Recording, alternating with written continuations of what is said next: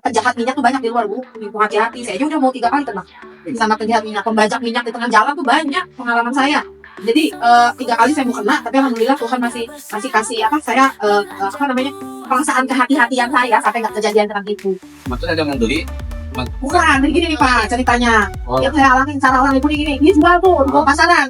Kalau dari Butia aja saya udah dapat 180, tapi dia melempar harga 175. Ini contoh ya yang saya alami dulu ya. Oke. Kita tergoda dong. Harganya masih gede. Ini cuan banget gitu kan. Mau dong. Tapi sebelum saya ke arah itu saya diskus dengan Butia dulu. Bu, stok ibu kan lama datangnya. Nah ini ada orang jual loh, Bu, harga segitu. Jadi Butia, aku itu istilahnya begini-begini ya. Itu tuh nggak mungkin kalau ibu mau terusin silakan. Tapi hati-hati kata Butia. Saya nggak menjamin orang ini betul, tapi saya juga tidak menjamin orang ini tidak betul. Karena yang saya tahu, saya aja nggak dapat harga segitu. Kata Butia. Yang gede lah ya. Gitu. Nah, kalau misalnya ibu mau coba ya silahkan. Begitu. Akhirnya dengan begitu kehati-hatian itu, saya order deh, berani kayak gini. Tapi sistemnya tetap mereka bilang, wah harus pakai deposit dulu, minta surat izin usaha dulu, minta KTP dulu. Gak apa-apa, saya set tuh semua. Saya set apa dia minta. Tapi pas deposit saya nggak mau.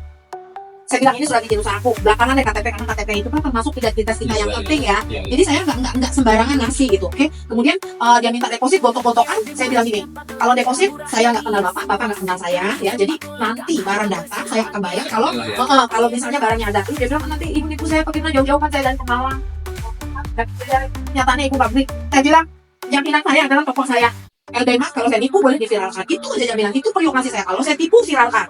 Karena saya kalau diviralkan mati, ya kan begitu aja jaminan saya. Akhirnya beliau setuju ceritanya, oke, setuju lah mau ngantar. Udah gitu dalam perjalanan dia telepon lagi, udah on the way itu saya udah happy kan.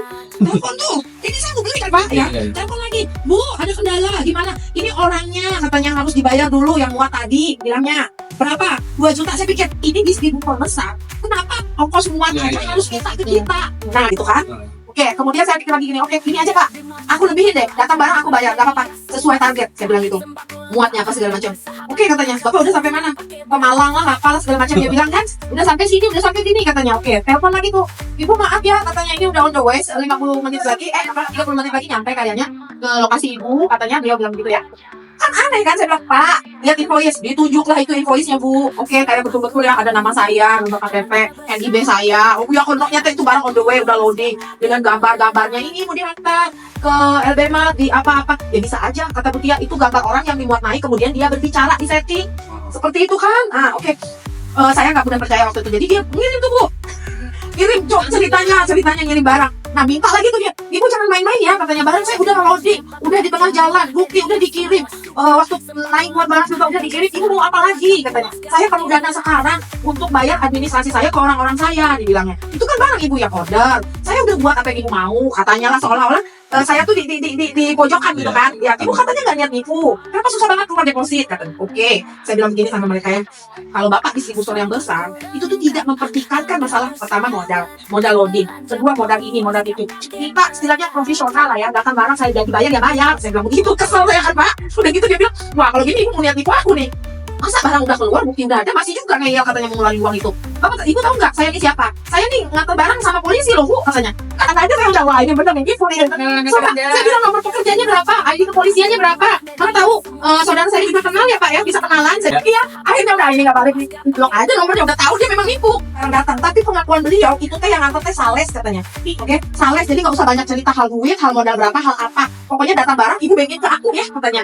Barangnya datang tuh Bu, ada di tempat, udah diturunin malam barangnya. Oke, saya setuju. Udah gitu, terima kasih Pak, gini baru saya klik itu nasib orangnya jeli. Bu, saya minta maaf ya, saya mau tanya, Ibu udah bayar belum? Katanya bilang gitu. Jadi saya sebagai orang yang merasa udah dapat barang, saya bilang begini, saya memang belum bayar, mau tanya berani, saya bilang gitu kan. Saya bilang iya, barang udah dapat TF, berani itu orang berarti gitu kan. Oke, Ibu dikasih harga berapa? Maaf Pak, bukan urusan Bapak ya, barang datang Bapak kan cuma nganter doang, saya bilang gitu kan. Bapak sales kan? Siapa bilang? Aku yang punyanya. Oh gitu, kacau ya. Lucu kan? Aku yang punyanya katanya. Oh, Bapak yang punyanya? Iya, Ibu dikasih harga berapa? Jadi saya mulai open dong. Saya dapat 182, saya bilang, Bu, aku yang punyanya aja nggak ngejual segitu. Aku tuh 190 jual Bu, katanya. Dia bilang gitu. Ibu mau tanya kemana itu duit?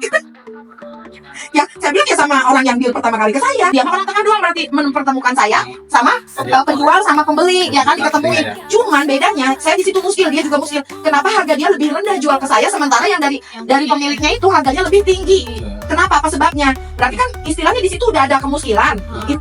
Bau-bau penipuan itu udah kelihatan. Jadi saya gini bilang, kalau begitu orang itu selepas saya bengin pasti di blok nomornya. Kemudian bapak merasa tidak terima duit, bapak akan ambil balik itu minyak bapak. Betul kan? Iya, iya. Seperti itu kan? Jadi gimana nih Bu? Benar-benar ini yang namanya penjahat minyak tuh banyak. Jadi harus hati-hati.